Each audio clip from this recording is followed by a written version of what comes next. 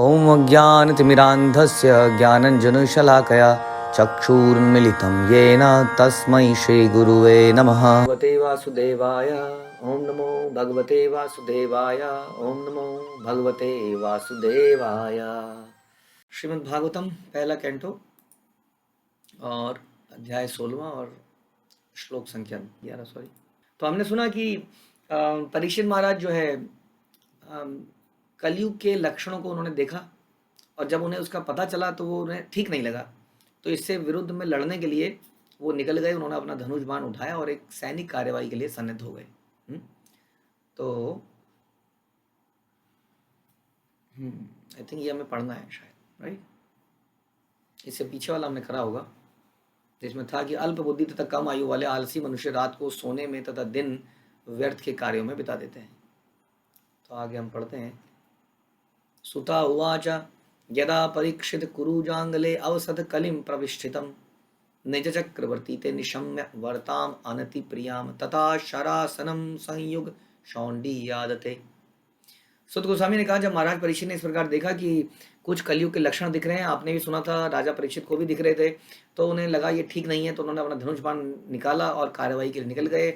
श्रील प्रभुपाद बताते हैं ये कौन से 4 लक्षण हैं, मुख्य 4 लक्षण हैं तो बहुत सारे कलयुग के लक्षण। मुख्य 4 लक्षण क्या है कि स्त्रियों के साथ अवैध संबंध, पहला; मांस भक्षण की लत, दूसरा; मादक द्रव्य सेवन, नशा करना, तीसरा; और चौथा द्रुत क्रीड़ा में रुचि, जुआ वगैरह में रुचि जिसमें जल्दी से पैसा मिल जाए फटाफट। तो इस तरह से ये लक्षण मिल गए। यदि कोई तर्क नहीं है कि कलयुग में ऐसे लक्षण पूर्व निर्धारित होते, तो यदि ऐसा होता तो फिर लक्षणों के विरुद्ध लड़ाई करने की यहाँ पे बता रहे हैं कि यदि कोई व्यक्ति कहे कि ठीक है कलयुग में तो ये लक्षण आने ही है, तो इतना परेशान क्यों होना है। तो प्रभुपाद कहते हैं कि यदि बारिश हो रही है तो हम कुछ कोशिश करते हैं कि नहीं, या ये बोलते हैं कि बारिश आ रही है, बारिश होनी है, हम फिर भी छतरी लेते हैं, कई चीज़ें करते हैं, अपने घर को बचाने की कोशिश करते हैं बारिश से। तो माना कलयुग चल रहा है, ये तो और ज़्यादा इंपॉर्टेंट है कि कैसे इससे बचा जाए, ना कि ये बोला जाए कलयुग है भाई ये तो होगा ही, सारे कर रहे हैं हम भी क्यों ना कर लें। तो प्रभुपाद बता रहे हैं कि इससे बचने का आवश्यकता है, क्योंकि भगवान कहते हैं यदि कोई भगवान की शरण लेता है तो कलयुग के इन प्रभावों से वो बच सकता है। ठीक है, ओके। फिर क्या होता है, परीक्षित महाराज क्या करते हैं। सा अलंकृतम श्याम तुरंग योजितम रथम मृग इंद्र ध्वजम आश्रिता पुरात वृतरथ अश्व द्विपपति युक्तया स्वसेनया दिग्विजयाय निर्गता।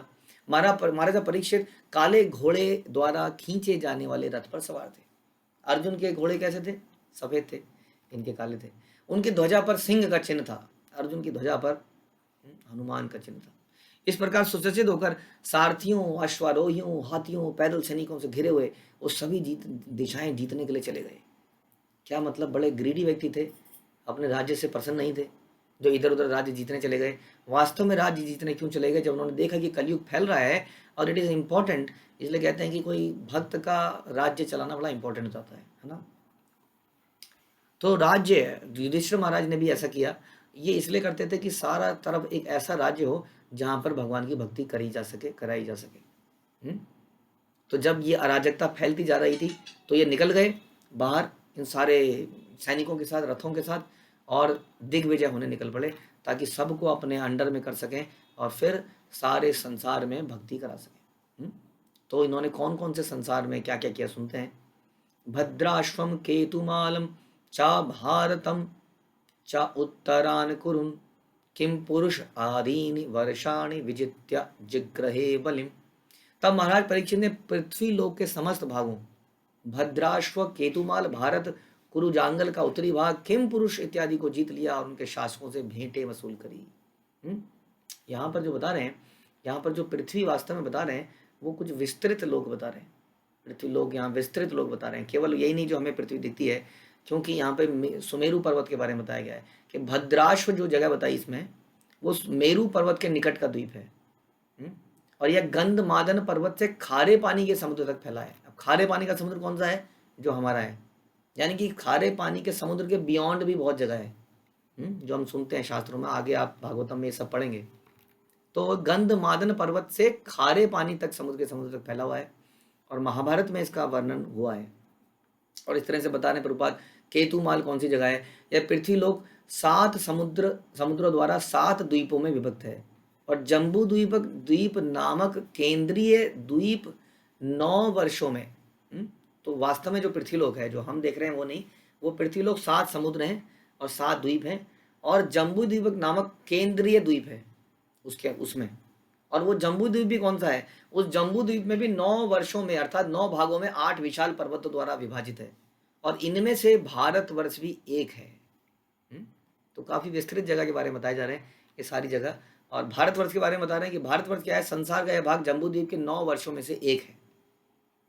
भारतवर्ष का वर्णन महाभारत में भी आया है और जम्बू द्वीप भी क्या है?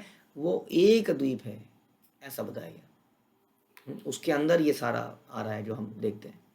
ओके, तो इस प्रकार से इन सारी जगहों में राजा परीक्षित ने इन सबको जीत लिया और उनके शासकों से भेंटें वसूल करी। इन सारी जगहों को उन्होंने जीत लिया जब वो निकले तो, और सभी लोगों ने उनको भेंटें दी। ऐसा प्रचलन था, मैत्री संबंध बना लिए उन सब से। और वहाँ पर परीक्षित महाराज का राज्य चला ताकि एक कलयुग के लक्षणों को मिटाया जा सके। तत्र तत्र उपशृण्वान् स्वपूर्वेषां महात्मनां प्रगीयमाना चर्चा कृष्णा महात्मया सूचकम् आत्मानं च परित्रातम् अश्वत्थाम्न अस्त्र तेजसा स्नेहं च वृष्णिपार्थानां तेषां भक्तिं च केशवे तेभ्यः परम संतुष्ट प्रीति उज्जम्बित लोचना महाधनानि वंशानि ददौ हारान महामना। राजा जहाँ कहीं भी जाते उन्हें निरंतर अपने उन महान पूर्वजों का यशोगान सुनने को मिलता। तो जहाँ जहाँ राजा जाते तो उनके पूर्वज कौन थे? राजा के पूर्वज जानते हैं आप, पांडव इत्यादि। तो पांडवों का यशोगान सुनने को मिलता था, जो सभी भगवत भक्त थे उनके पूर्वज, तथा भगवान कृष्ण के यशस्वी कार्यों की गाथा सुनने को मिलती। जहां पर भी जाते वे यह सब सुनते कि किस तरह वे स्वयं अश्वत्थामा के ब्रह्मास्त्र के प्रचंड अग्नि से ताप से भगवान कृष्ण द्वारा बचाए गए थे। राजा परीक्षित, आपको याद होगा जब अपनी माँ के पेट में थे तो कैसे अश्वत्थामा ने ब्रह्मास्त्र चलाया था, हमने सुना था इसको। तो ये सारी कहानियां वो जहाँ जाते वहां पे सुनते। तो जैसा व्यक्ति होता है ना उससे वैसी बात करी जाती है। खासतौर पे कोई व्यक्ति इतना प्रभावशाली होता है तो उसको प्रसन्न करने का हर कोई प्रयास करता है। तो माना कि वो भक्त रहे हो ना नए हो, लेकिन परीक्षित महाराज जब उनके राजा बन गए सबके, तो उनको प्रसन्न करने के लिए वो क्या करते थे? वो भगवान की चर्चाएं करते थे।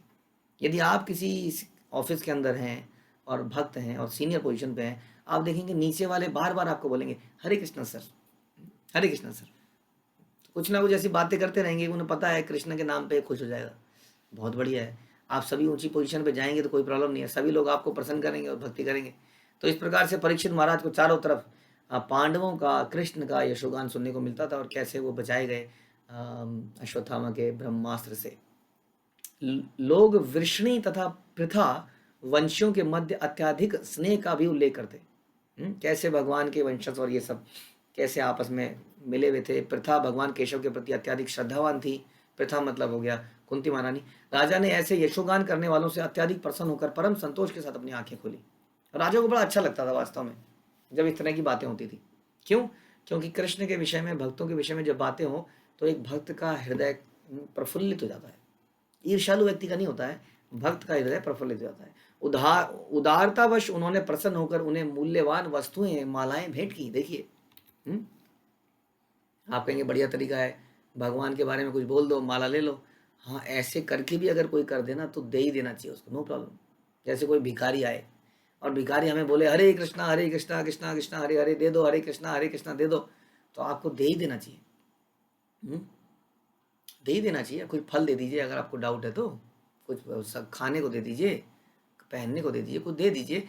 आपके कहने पर वो हरे कृष्णा कर रहा है, और क्या चाहिए आपको?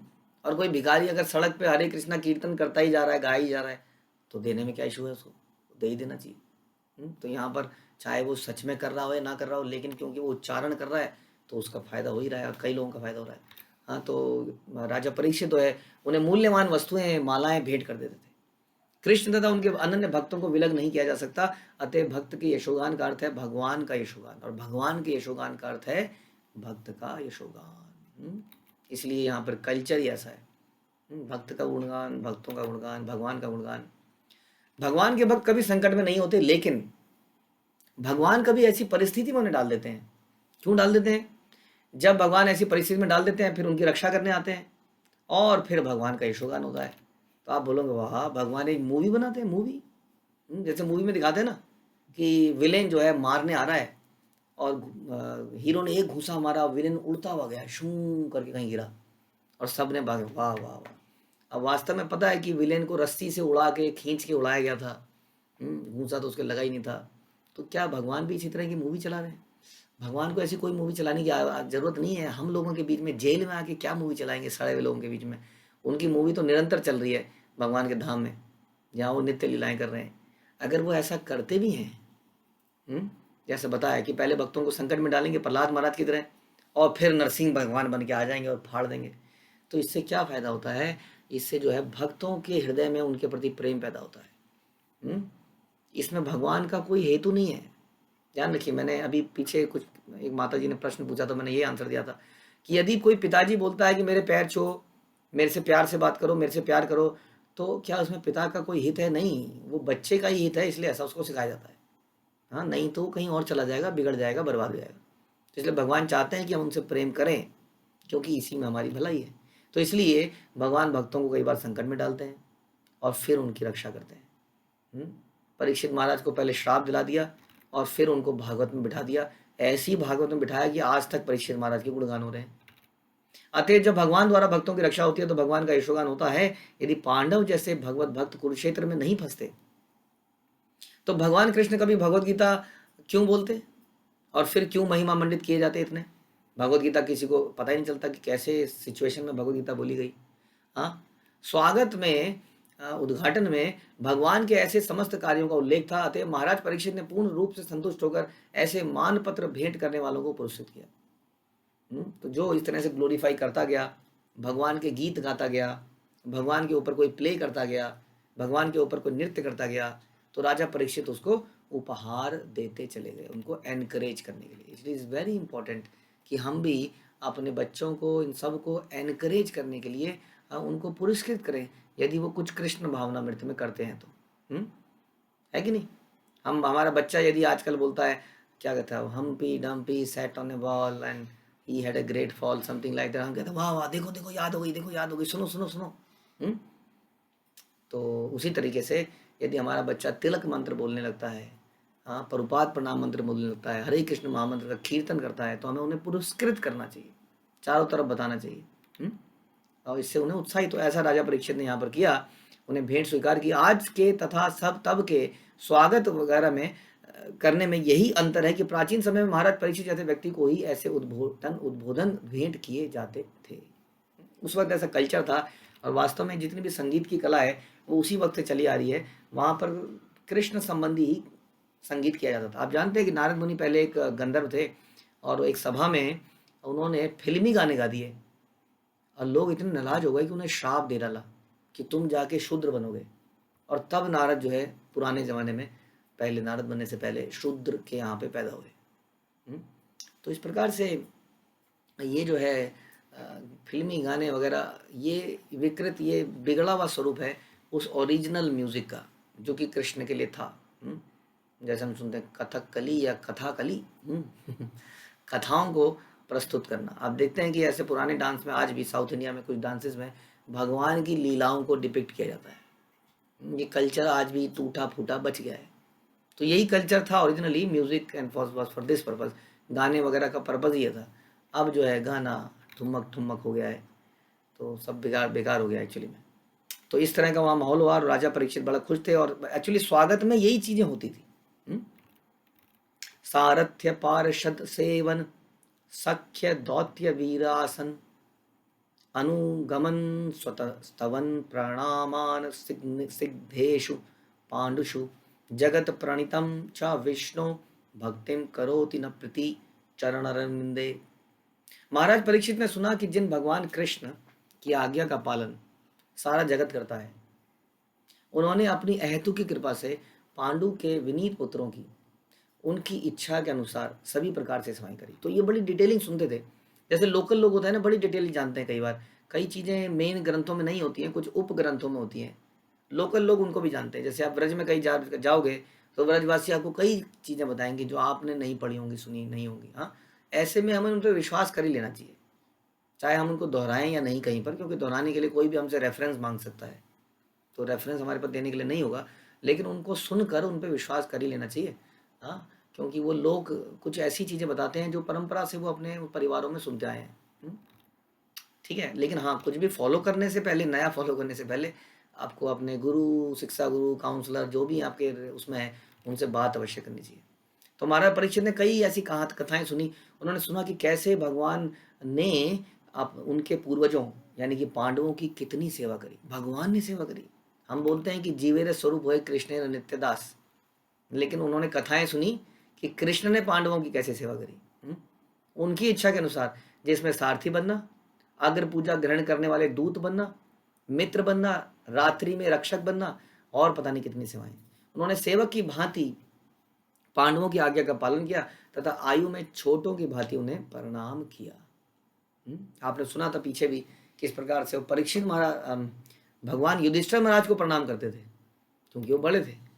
जब महाराज परीक्षित ने यह सब सुना तो वे भगवान के चरण कमलों के की भक्ति से अभिभूत हो गए। हाँ, यही है भगवान के भक्त वत्सलता। सारा संसार भगवान बनने की कोशिश करता है, मालिक बनना चाहता है, और जो सबके मालिक हैं वो सेवक बनना चाहते हैं। और जब हम ऐसी कथाएं सुनते हैं तो हमारा हृदय भगवान के प्रेम से भर जाता है। तो इसीलिए इन कथाओं का सुनना बड़ा आवश्यक है। इसलिए निर्विशेषवादी भक्ति में आगे नहीं बढ़ पाते, क्योंकि उन्हें भगवान के इन दिव्य गुणों का पता ही नहीं चलता। हाँ, वो तो सोचते हैं कि भगवान में कोई गुण नहीं है, वो निर्विशेष है। शरीर लेके आता है, माया में बंधा होता है, इस प्रकार से जो भी वो करता है, फिर लीला कहाँ रही।